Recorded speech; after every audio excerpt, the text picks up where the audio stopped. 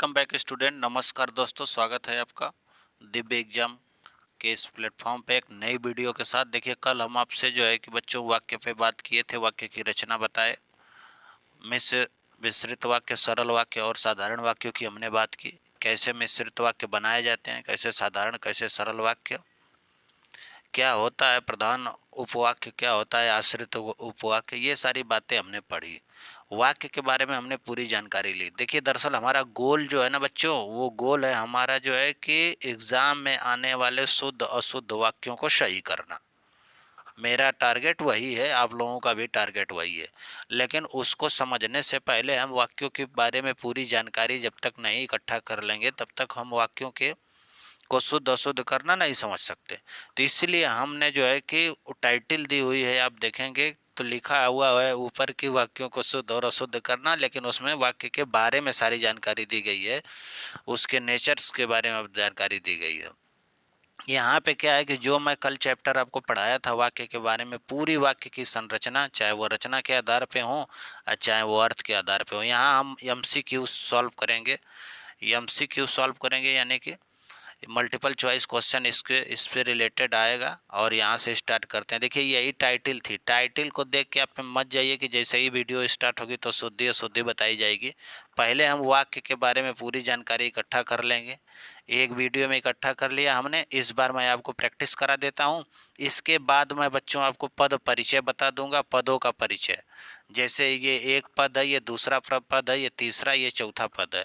इनके परिचय, कौन संज्ञा है, कौन सर्वनाम है, कौन विशेषण है, कौन कर्म है, समझ रहे हैं, कौन क्रिया विशेषण है, कौन अव्यय है, कौन निपात है, कौन क्या है, ये सारी जानकारी हम प्राप्त कर लेंगे। उसके बाद जो नियम हमने बताए हैं, और उसके बाद भी नियम बताए जाएंगे, वाक्य की शुद्धि के नियम बताए जाएंगे। ये दो नियम देखो, लांग तो आपको करना पड़ेगा। सफलता का कोई बच्चों शॉर्टकट होता नहीं है। जैसे ना 5 मिनट में, जैसे आप लोग क्या करते हो, 10 मिनट वाली वीडियो बच्चे देख रहे हैं, 5 मिनट वाली वीडियो देख रहे हैं, 60, कुछ तो ऐसे स्टूडेंट मिले हैं जो 60 वीडियो देख के प्रिपरेशन कर रहे हैं। कमाल हो गया। अगर 60 वीडियो से प्रिपरेशन होती, एक बात समझ लो, जितने टीचर्स हैं, जितने यूट्यूबर्स हैं, चाहे कोई ऑफलाइन टीचर हो चाहे ऑनलाइन टीचर हो, तो बता बच्चे वो सब यूट्यूब से पढ़ के पढ़ा रहे हैं? वो बुक से पढ़ाई किए हुए हैं। 4-4, 5-5, 6-6 घंटा एक टॉपिक को एनालाइज करते हैं, और वो हमेशा से करते आ रहे हैं, तब जाके उनका कॉन्सेप्ट बना है। और तुम बच्चों 10 मिनट की वीडियो चाहिए, 5 मिनट की वीडियो चाहिए, बताओ 10-5 मिनट में क्या हो सकता है? 10-5 मिनट में तो मैगी भी नहीं बनती। भले प्रचार वाला प्रचार करे कि 2 मिनट में मैगी बनाइए, 10 से 15-20 मिनट तो लग ही जाता है। तो बच्चा, ये है हवा की बातें नहीं, भौकाल में नहीं रहना है, पढ़ाई की चीज़ें हैं। यही भौकाल के ही चक्कर में आज एग्ज़ाम में इतने सारे क्वेश्चन रैंक हो रहे हैं। चलो, ये सब फालतू बातें छोड़ के मैं सीधे एग्जाम क्वेश्चन पे आता हूँ, जो मैं कल पढ़ाया था। सबसे पहला क्वेश्चन है कि अपरा नहीं आने वाली है, ये बलदायक है, संदेहवाचक है, स्वीकारात्मक है कि नकारात्मक है? नकारात्मक है, पूरी पूरी तरह से। अपरा नहीं आने वाली है, भाव भी निकल रहा है कि वो नहीं आने वाली है, कहीं चली गई है। तो पहले का आंसर क्या हो गया? नकारात्मक। यह आसान क्वेश्चन था। दूसरा, तुलसीदास ने कहा कि विनाश काल में मनुष्य की बुद्धि भ्रष्ट हो जाती है। यह कौन सा वाक्य है? यह सरल वाक्य है कि संयुक्त वाक्य है कि मिश्रित वाक्य है कि मिश्रित संयुक्त दोनों है? एक बात बताओ बच्चों, सरल वाक्य की बात अगर कर रहा है ये भी, तो सरल वाक्य की परिभाषा क्या है? कि जिसमें एक उद्देश्य और एक विधेय हो। उद्देश्य अगर राम, श्याम और मोहन करके आ जाए, यानी एक 3 लोग एक साथ आ रहे हैं, 3 नामों का कोई उद्देश्य या कर्ता हो, तो उनका विधेय के साथ समान संबंध होगा। तो एक उद्देश्य और एक विधेय, सीधे सीधे बच्चों, एक कर्ता एक क्रिया, एक उद्देश्य एक विधेय। कभी कभी क्या होता है कि क्रियाएं एक से ज़्यादा हो जाती हैं, ठीक है, लेकिन संबंध उनका जो है कि एक समान होता है उद्देश्य के साथ। तो सरल वाक्य होता है। संयुक्त वाक्य में हमने बताए थे कि दो दो उपवाक्यों से मिलके बनता है, दोनों उपवाक्य स्वतंत्र होते हैं। तो तुलसीदास ने कहा है, ये पहला सेंटेंस हुआ, अविनाश काल में मनुष्य की बुद्धि भ्रष्ट हो जाती है। दूसरा सेंटेंस हुआ, दोनों को जोड़ने वाला योजक चिन्ह क्या है? की। ठीक है, अब तुलसीदास ने कहा, यही प्रधान है। हम सुनने के लिए रुक गए, हाँ क्या कहा, क्या कहा तुलसीदास ने? तब ये बातें बताई, यानी ये पूरा वाक्य इन पर आश्रित था। तो ये प्रधान था, ये आश्रित है। तो प्रधान और आश्रित तो वो उपवाक्यों को जोड़ने वाला जो की योजक चिन्ह है, की योजक शब्द है, वो किस में आता है? मिश्रित वाक्य में आता है कि नहीं? हमने बताया कि नहीं? प्रधान और आश्रित उपवाक्य कहाँ आते हैं? मिश्रित वाक्य में। ठीक है, देखो करेक्ट फंसा ना, ये एग्जाम में आया था, टीजीटी में आया था। तीसरा क्वेश्चन आपसे पूछ रहा है कि संतोष से बढ़कर कोई सुख नहीं है। पूछ रहा है कि ये कौन सा वाक्य है, तो संतोष से बढ़कर कोई सुख नहीं है, तो ये क्या आपका मिश्रित वाक्य? मिश्रित वाक्य में दो उपवाक्य होना चाहिए। ठीक है, ये सरल वाक्य में एक उद्देश्य एक ही विधेय, यहाँ संयुक्त वाक्य में आपको क्या होने चाहिए? ऐसे योजक चिन्ह होना चाहिए, दो स्वतंत्र उपवाक्य होना चाहिए। यहाँ पे दो स्वतंत्र हैं, संतोष से बढ़कर कोई सुख नहीं है। ठीक है, तो ये कौन सा वाक्य है? सरल वाक्य है, एक ही, संतोष से बढ़कर एक बात है, इसी को जो है ये कंप्लीट कर रहा है। अपना गृह कार्य यथासंभव शाम तक पूरा कर लो। ठीक है, अब अपना गृह कार्य यथासंभव शाम तक, डरने की जरूरत नहीं है। यथासंभव आ गया तो ऐसी बात नहीं है कि आप डर गए, कहे कि ऐसा ना हो कि ये संयुक्त वाक्य हो जाए, तो यथासंभव से नहीं डरने की जरूरत है। ये कह रहा है, ध्यान से देखो बच्चों फिर से, कि यथासंभव हो कि शाम तक जो है कि क्या कर लें, आप अपना काम क्या कर लें, कंप्लीट कर लें। ठीक है, तो चलो आप इसको देखते हैं। तो ये कौन सा वाक्य हो गया? यथासंभव हो तो आप अपना काम कंप्लीट कर लीजिए। बताइए, मैं बस समय दे रहा हूँ, सोच लीजिए, समय ले लीजिए कि इसमें कौन सा क्वेश्चन, कौन सा आंसर सही है। अपना गृह कार्य यथासंभव शाम तक पूरा कर लें, तो ये क्या हुआ? कुछ नहीं यार, पूरा करना एक क्रिया है, शाम तक।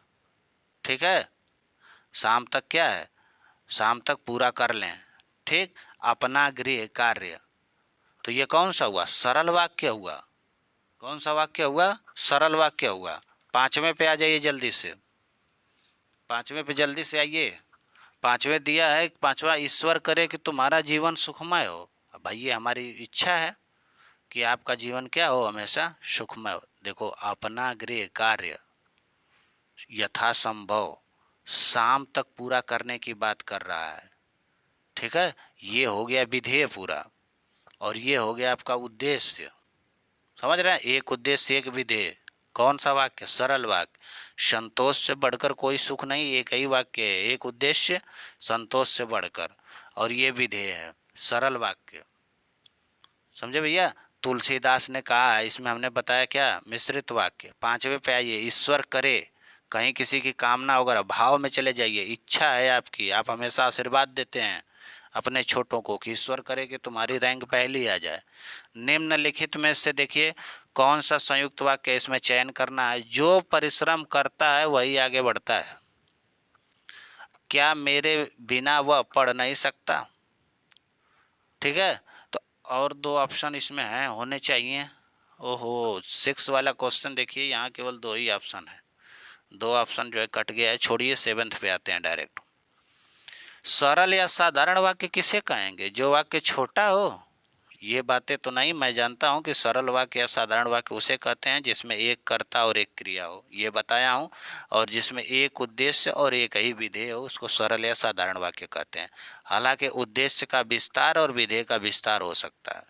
ठीक बच्चों, विधेय में 2-3 क्रियाएं हो सकती हैं, उद्देश्य में 2-3 कर्ता हो सकते हैं, लेकिन इन दोनों का एक दूसरे से ही ठीक ठाक रिलेशन होगा। हम बस इतना हम जानते हैं। तो जिसकी अर्थ सरलता से समझा जाए ऐसी कोई बात नहीं है। जिसमें एक कर्ता और अनेक क्रियाएं हों, ठीक लग रहा है, हो सकता है। राम खेलता पढ़ता और सो जाता है, चलेगा। राम के ही बारे में वो बात हो रही है, 3 क्रियाएं हैं, फिर भी सरल वाक्य है। लेकिन ये सबसे सही है। देखो बच्चों, जिसमें एक उद्देश्य और एक विधेय हो, तो इसका आंसर द। तेंदुलकर ने 1 ओवर में 5 छक्के लगाए, इस वाक्य में उद्देश्य क्या है? तेंदुलकर वही तो लगा रहा है, छक्का लगा कौन रहा है? तेंदुलकर लगा रहा है, तो तेंदुलकर हो गया। ठीक है, देखो कितना आसान हो गया। इसीलिए कहते हैं कि एक बार मेहनत से पढ़ लें तो क्वेश्चन, देखो लगातार क्वेश्चन सही होते जा रहे हैं। 9th वाला, मोहन घर से लौट कर कहने लगा कि उसका मन नहीं लग रहा है। मोहन घर से लौट कर कहने लगा, वाह, कहने लगा एक क्रिया है, ये पूर्वकालिक क्रिया है, मोहन करता है, घर कर्म है बच्चों, उसका मन नहीं लग रहा है। तो ये क्या है, मोहन की बात हो रही है, इसमें अंडरलाइन होना चाहिए। तो ये संज्ञा पदबंध है। मोहन क्या है, संज्ञा पदबंध। इस वाक्य में रेखांकित पद यानी मोहन की बात हो रही है। मयंक सुंदर है, वह हंसमुख भी है। वाह, दो दो क्वालिटी है उसके पास, एक सुंदर है और एक हंसमुख भी है। इस वाक्य को सरल वाक्य में बनाइए। तो अब मयंक सुंदर है तथा हंसमुख है। तथा किसका है, संयुक्त वाक्य का योजक चिन्ह है, ये नहीं होगा। मयंक सुंदर है लेकिन हंसमुख है, बिल्कुल नहीं। समझ रहे हैं, मिश्रित वाक्य की बात हो रही, हमको सरल वाक्य बनाने हैं। मयंक सुंदर भी है और हंसमुख भी है, ये भी वही कहानी हो गई। मयंक सुंदर और हंसमुख दोनों है। मयंक जो है सुंदर और हंसमुख है, और से नहीं डरना है। इसी प्रकार का एग्जाम्पल हमने दिया था, समझ रहे हैं। देखिए ये भी एग्जाम में आया हुआ क्वेश्चन है बच्चों, समझे। इस बात को ध्यान देना कि मयंक सुंदर और हंसमुख दोनों है। मयंक के बारे में एक उद्देश्य है और इसके दो जो है, सॉरी, एक ही उद्देश्य है और ये पूरा विधेय हो गया, दो क्वालिटियों वाला विधेय। तो ये होगा सरल वाक्य में। 11th वाला दिया है कि छात्रों ने परिश्रम किया, वे उत्तीर्ण हो गए। इसको हम मिश्र वाक्य बनाना है। तो मिश्र वाक्य में हमने क्या कहा था कि दो दो क्रियाएं होती हैं, अब मिश्र वाक्य में एक दूसरे पर निर्भरता होती है। तो छात्रों ने परिश्रम किया और उत्तीर्ण हो गए। वाह, ये तो और तो संयुक्त वाक्य का है। परिश्रम करने वाले छात्र उत्तीर्ण हो गए, सरल वाक्य बन गया। जिन छात्रों ने परिश्रम किया वे उत्तीर्ण हो गए। जिन छात्रों ने परिश्रम किया वे उत्तीर्ण हो गए। जो, सो, जब, तब, जिन, ये सब मिश्र वाक्य में लगा के हम बनाते हैं। तो देखो, जिन छात्रों ने परिश्रम किया, तो हम कहें बताओ बताओ आगे बताओ, वे उत्तीर्ण हो गए। तो ये है कि नहीं निर्भरता, एक आश्रित वाक्य है, एक प्रधान उपवाक्य है। तो ये सब किसके, एक जो है कि किसका, किसकी बात करते हैं, मिश्र वाक्य की। तो स सही हो गया। मैं इतना मीठा चाय नहीं पी सकता। कमाल है, किसकी गलती है, अनुमति की। इतना मीठा।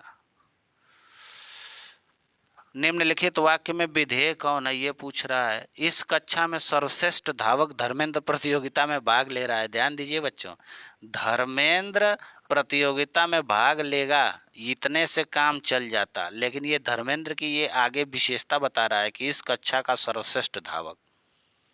इस उद्देश्य का ये विस्तार है। तो उद्देश्य का विस्तार को भी हम उद्देश्य के साथ ही लपेट लेते हैं। बाकी सारी चीजें क्या बची, विधेय बची। ठीक है, तो इसमें विधेय कौन है, प्रतियोगिता में भाग लेगा, बात खत्म। बताया था कल, जो काम तुम्हें दिया गया उसे देखो। अगर आप मान लो किसी से कह रहे हो, आप किसी से कहिए बगल वाले को कि जो काम तुम्हें दिया गया उसको देखो, यानी तुम क्या दे रहे हो बच्चों, आज्ञा। इसमें क्या सही होगा, आज्ञा।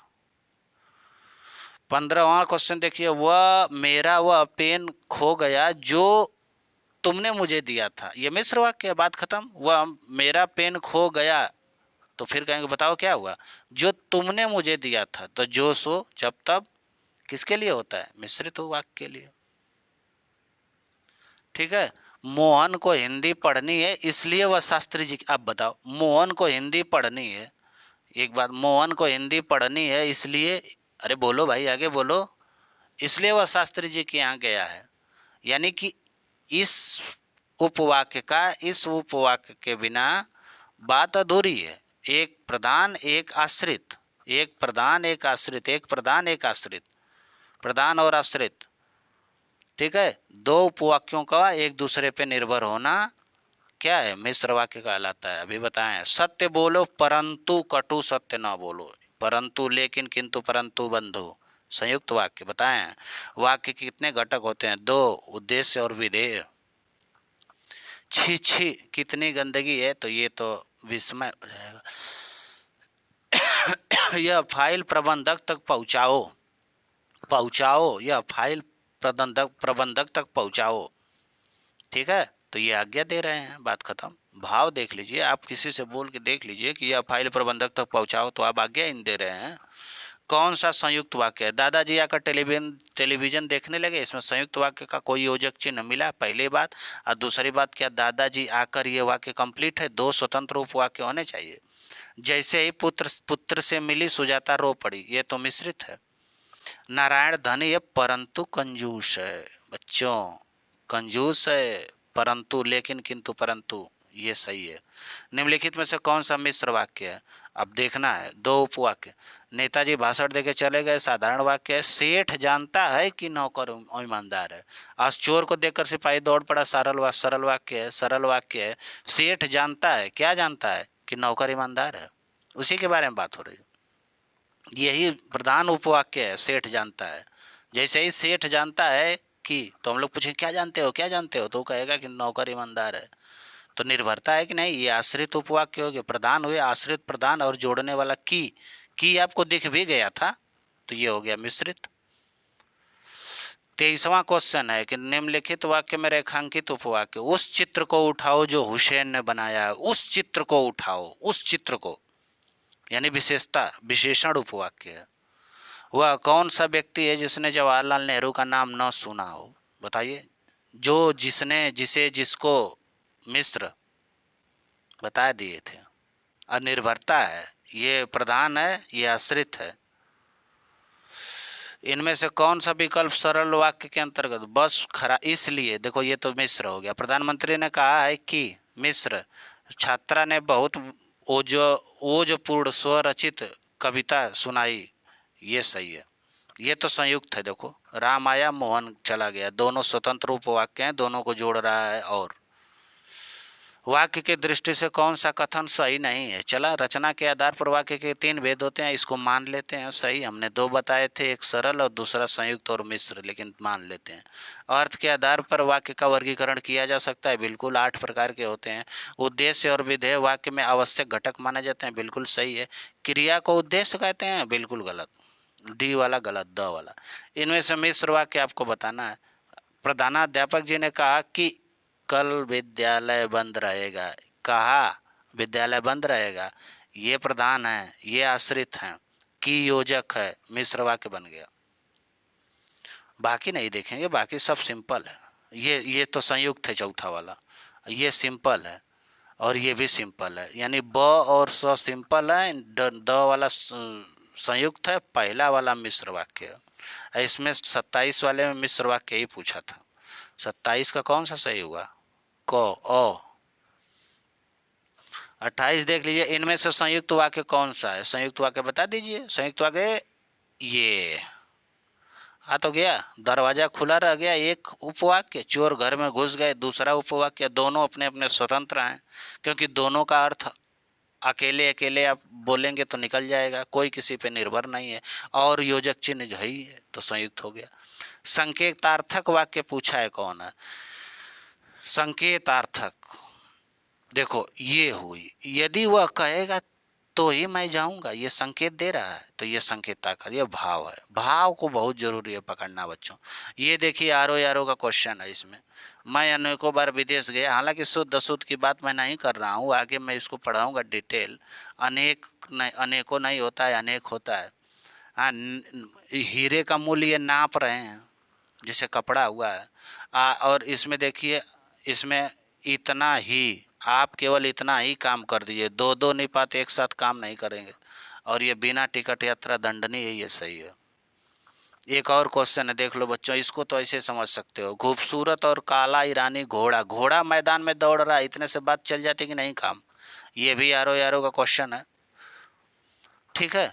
तो घोड़ा मैदान में दौड़ रहा है, इतने से बात बन जाती, लेकिन घोड़ा की कितनी विशेषता दे दिया कि वह ईरानी भी है, काला भी है, और खूबसूरत भी है, यानी 3 विशेषण। अब विशेष तो एक ही है ना, मैदान में दौड़ रहा है। देखो, वाक्यों की समझ होने से बच्चों आप ऐसे चुटकियों में क्वेश्चन कर लेंगे। जैसे यहाँ पे ये भी था कि आपको चाहिए, ये भी यारो यारो क्वेश्चन है, आपको चाहिए था कि आप रोगी को देखाएं, इसका अशुद्ध वाक्य, शुद्ध रूप क्या होगा? तो ये कह रहे हैं कि आपको चाहिए था कि, ये देखिए मिश्र वाक्य बना रहे हैं कि आप ये रोगी को देखने जाएं। अब चाहिए था, ये तो भूतकाल की बात हो गई, और देखने जाएं ये वर्तमान काल की हुई, तो दोनों विरोधाभास हो गया, तो ये बनेगा ही नहीं। ये देखिए, आपको चाहिए था कि, ये भी मिश्र वाक्य है, ठीक है। आप रोगी को देखने गए थे, कमाल बात है, अब गए थे, ठीक है, तो ये नहीं सेट हुआ। यहाँ देखिए, आपको चाहिए था कि आप रोगी को देख आते, समझ रहे हैं? ये बिल्कुल क्या हुआ आपका शुद्ध है। आपको चाहिए था कि आप जो है रोगी को देखने जाएंगे, यहाँ पे थे, यहाँ पे जाएंगे। चलो इसका कुछ डिटेल है बेटा, ये इसमें नहीं संतुष्टि मिली, मिल जाएगी जब हम आपको जो है कि शुद्ध शुद्ध वाक्य बताएंगे। ठीक है, इसको देखिए, इसको पढ़िए, इसको प्रैक्टिस करिए। Thank you.